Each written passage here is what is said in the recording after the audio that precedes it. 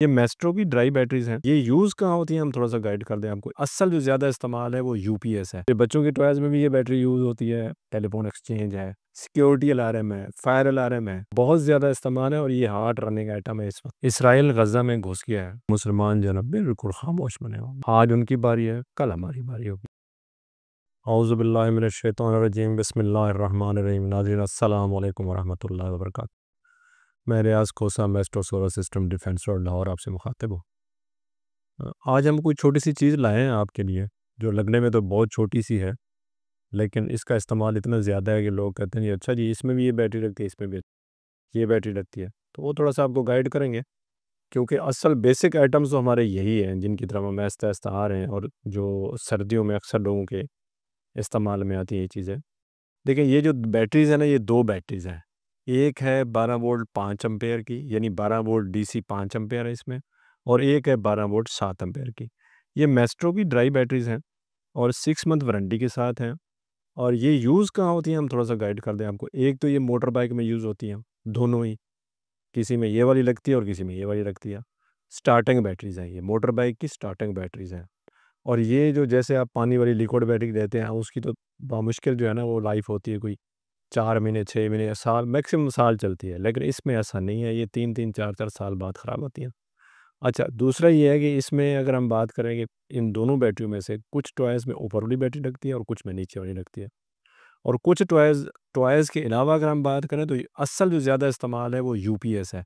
जो UPS built in batteries के साथ आते हैं, यानी पूरी वर्ल्ड वाइड उन्होंने एक स्टैंडर्ड अपना फ़िक्स किया हुआ है कि बिल्ट इन जो बैटरीज़ हैं, उस स्टैंडर्ड में, हाँ, जैसे एपीसी है, एमरसन है, मैस्ट्रो है, के स्टार है, मुख्तलिफ ब्रांड है यूपीएस के, जो पाकिस्तान में आते हैं। उनमें कुछ यूपीएस में जो बैटरी है बिल्ट इन, वो ये वाली लगती है और कुछ में ये वाली लगती है। ये दोनों बैटरियाँ यूपीएस में यूजुअली लगती हैं, ज़्यादा से ज़्यादा यूपीएस में यही बैटरी लगती है। यानी हम ये छोटे यूपीएस अप टू 10 केवी की बात कर रहे हैं। अगर हम बड़े यूपीएस में चले जाएँ, फिर तो मे बी बैटरीज़ बढ़ जाएँ और या बैटरीज़ की रेटिंग बढ़ जाए या बैटरीज़ की क्वांटिटी बढ़ जाए। लेकिन छोटे में यही लगती है। तो ये जो बैटरी, इसकी भी वारंटी 6 मंथ है, यानी यूपीएस के लिए भी 6 मंथ है। इसी तरह आपकी जो है वो टॉयज़ के लिए भी 1 मंथ है। टॉयज़ की फैक्ट्री, बच्चों के टॉयज़ के लिए यूजुअली लोग पूछते हैं, जनाब बैटरी कहाँ से मिलेगी? क्योंकि वो बैटरी ख़राब हो जाए बच्चों की टॉयज़ की, तो वो मिलती नहीं है। तो ये बच्चों के टॉयज़ में भी ये बैटरी यूज़ होती है, यूपीएस में भी यूज़ होती है, और इसका टेलीकॉम जो सिस्टम है, जैसे टेलीफ़ोन एक्सचेंज है, सिक्योरिटी अलार्म है, फायर अलार्म है, और इसके अलावा इतने मुख्तलिफ इसके इस्तेमाल हैं। अगर आप इंटरनेट से देखें तो बहुत ज़्यादा इस्तेमाल है और ये हार्ड रनिंग आइटम है इस वक़्त जो है ना हमारे लिए। तो वो जो इसकी लोगों ने कहा कि इसकी कोई थोड़ी-सी डिटेल बताएँ, इसकी तो डिटेल और तो टेक्निकली नहीं बता सकती, क्योंकि ये ज़्यादा बताएँगे तो लोग जो है ना वो सुनना उनके लिए मुश्किल होता है, समझना भी मुश्किल होता है। वैसे थोड़ा-सा मैं बता देता हूँ, इसमें 6 सेल होते हैं, 12 वोल्ट है, इसमें भी 6 सेल होते हैं, 12 वोल्ट है। ये 5 एम्पीयर की है, नीचे वाली 7 एम्पीयर की है। इसका वज़न तकरीबन 1.5 केजी के करीब है, 1.5 केजी है, और इसका जो है ना वो 2 केजी के करीब है, 2.1 केजी है।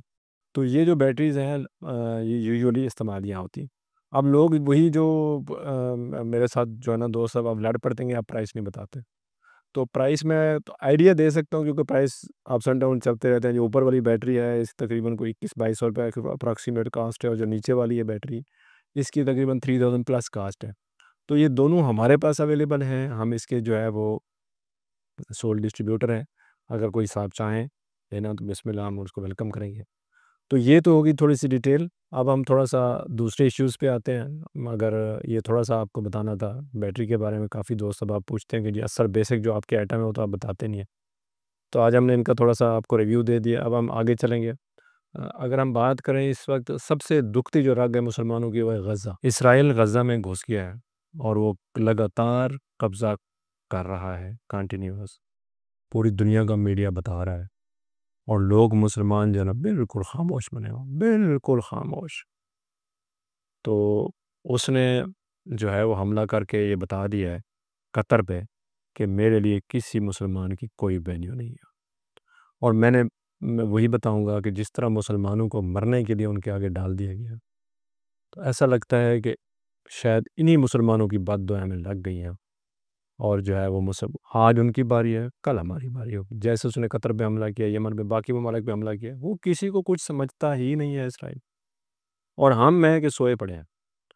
अब मुझे बताएं कि अगर ये फ़र्ज़ करें कतर जो उसने इतना बड़ा, जिस पे हमने पहले भी बात की थी कि इतना बड़ा जहाज़ उसने ट्रंप को तोहफे में दिया, अगर वो किसी मुसलमान मुल्क के साथ इतने बड़े जहाज़ में इसी अमाउंट में किसी मुसलमान के साथ अपना डिफेंस कॉन्ट्रैक्ट कर लेता, जैसे पाकिस्तान बहुत बड़ी ताकत है, अल्हम्दुलिल्लाह मुआहदा हो गया पाकिस्तान का सऊदीया के साथ, बहुत अच्छी बात है। कतर को भी हमारे इस मुआहदे में शामिल होना चाहिए, यूएई को पूरे को होना चाहिए। इसी तरह तुर्की बहुत बड़ी ताकत है, इसी तरह ईरान बहुत बड़ी ताकत है। ईरान ने साबित किया है कि उसके पास बहुत ताकत है।